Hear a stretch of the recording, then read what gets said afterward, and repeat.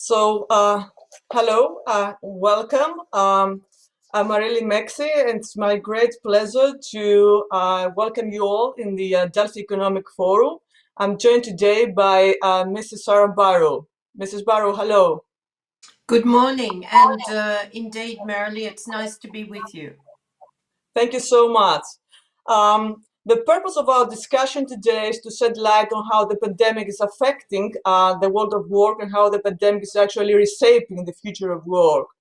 So we are in year 2 of the pandemic in Sparrow, and according to recent ILO data, job losses or reduced working hours due to the pandemic cost the world the equivalent of 255 million jobs, which is nearly 4 times the number lost during the 2009 global financial crisis. Now, worldwide, we have seen governments taking measures in order to mitigate the socioeconomic impact of the pandemic. So, where are we now, Ms. Barrow? What are the things we have done right? What are the things we have done wrong? What lessons have we learned? Well, I think we have to step back to before the crisis of the pandemic because we already had a convergence of crises. We had historic levels of inequality. Nobody knows that more than Greece, given that you were still recovering from the last financial crisis. And we have indeed the climate emergency. So when you had the pandemic on top of that, and it exposed the fact that we have a broken labor market, we have 60% of the world's workers working informally. That's not just in developing countries, even though the majority are there. So when we talk about a jobs loss of 250 million, plus the 130 that are still threatened this year, we're talking about that 40% of the global economy. And more than a third of those are in precarious or insecure work. So it's time for a new social contract. That's what we're asking for. And it has 5 key demands: jobs, climate friendly jobs with just transition, rights for all workers. And the centenary declaration of the ILO in 2019 laid out a framework for that so we can repair that broken labour market. Universal social protection with the solidarity for the poorest countries to help build those systems with global funding. And indeed, of course, equality, income, gender, race. Greece knows better than anybody the influx of refugees from a world where we need to shift the economic model. We need to reform multilateralism if we're genuinely to see the inclusion that the promise of the SDGs and the Paris Agreement has put on the road, if you like, to a better future. Thank you so much for this insight. I think digitalization is an important component of this new social contract. And you know, Ms. Barrow, there are those who argue that the post-pandemic future of work is going to be hybrid. In your view, is hybrid work the new normal? Is it the next big disruption?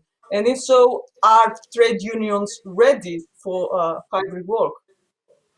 Well, digitalization's a little bit like the tram tracks or the train tracks of the past.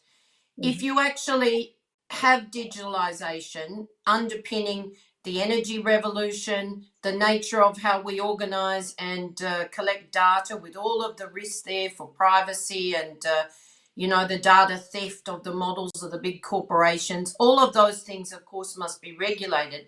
But digitalization is part of the future. That doesn't necessarily mean everybody will be working remotely or indeed from home or whatever the situation is. Certainly, there will be much more hybrid work than we saw in the past. But if you think that 40% of the world's people are not connected to the internet, even when that changes, and it will gradually change, we can see that probably only about 30% at its maximum and only around 18% now of workers can work remotely. But the maximum, even with investment, could be around 30% because of the nature of work. So, the industries of today will still be the industries of tomorrow. They will have different technologies, a different energy mix. We know that every business must transition to meet the climate emergency. And of course, every dollar or euro or unit of currency invested in the transition to a sustainable future will grow jobs. So we, of course, want to put jobs at the heart of that. But those industries, while the technology may change, founded, of course, by energy, nevertheless, construction, manufacturing, transport, agriculture, care, there will still be a need for people to be on site with other people doing the work that's necessary. So it will be a mix of work. Increasingly, we've seen this, and yes, the pandemic has increased probably by a decade the possibilities for remote work, but it still will only be a portion of the workforce that's required to work in that way. Mm-hmm. You mentioned climate emergency, and I know you are a passionate advocate of climate issues. So I would like to ask you, is climate a labor issue? Of course, we know the environmental implications of the climate transition, but could you please spell out the labor implications of the climate transition, and how can trade unions have a kind of leading role in moving forward on climate change? Well, it certainly is a labour issue. We fought and won just transition in the Paris Climate Agreement. And we did it on the flagship of the understanding that there are no jobs on a dead planet. So this is an intergenerational responsibility to repair the planet, to repair the damage that our current economic model has done, not just for people in terms of inequality and exclusion, but indeed for the environment itself. We can build jobs on a living planet. There's no doubt about that, because as I said, for every dollar or euro you invest, indeed, in a sustainable economy, you grow jobs. I'll give you an example. In renewable energy, if there are 10 jobs created in renewable energy, there's 5 to 10 in the supply chains. That you can get up to 3 times that if it's decent work, and those workers and their families spend their wages in the broader economy. And of course, if you add to the areas of work in industry and agriculture and transport that need to be transitioned, the resilience that we must have. I talked about universal social protection for everybody, but in fact, care.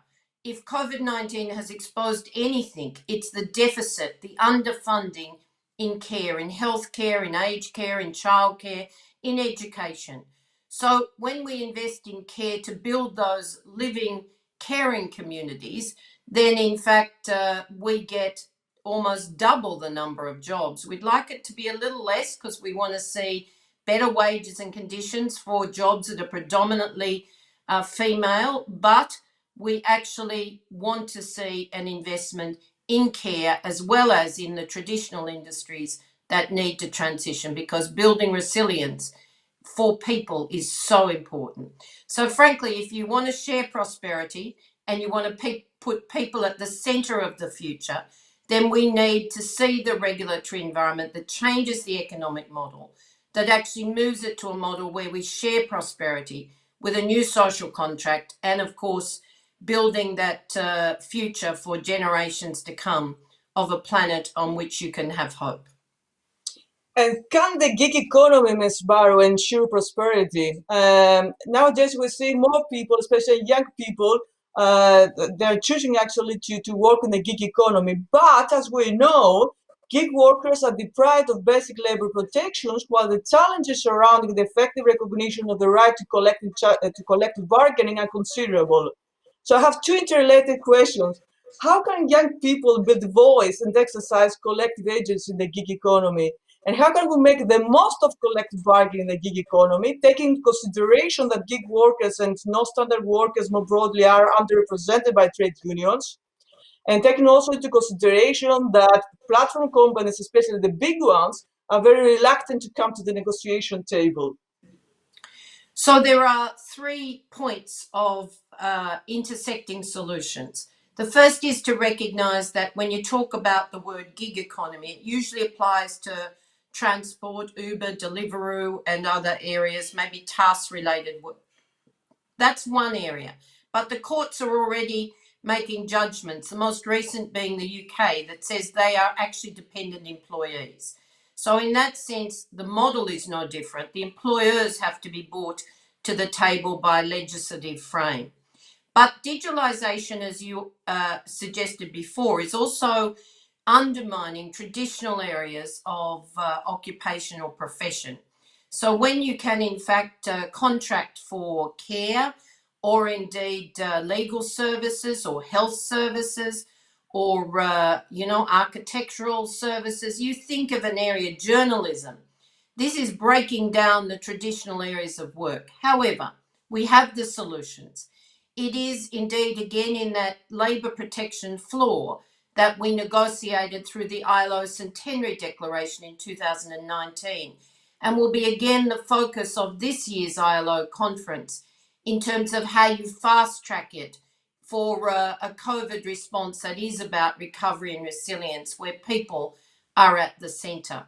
And that labour protection floor said every worker, irrespective of employment arrangements, must have fundamental rights: the right to freedom of association, to bargain collectively, to organise, to be free of discrimination, child and forced labour, but also occupational health and safety, which we're fighting to make a fundamental right, and indeed a minimum living wage or an adequate minimum wage, evidence-based, on which people can live, and control over working hours.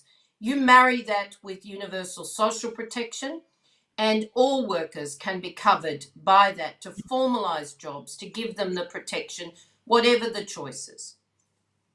Excellent. We're running out of time, so my last question, a personal one. So in December 2018, you were re-elected for a third time as General Secretary of the International Trade Union Confederation. What's the symbolic value of a woman that helped Ms. Burrow, and what is the message would you like to send to young women? Well, I say to young women, whatever you want to do, you can do. Dream big, but I would also give them a second piece of advice. You don't need a title.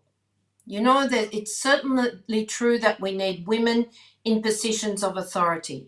But if you want to achieve change, you simply use your own ambition, find others who share it, and organise around it. Take hold of your own power. You don't have to wait for someone else to give it to you.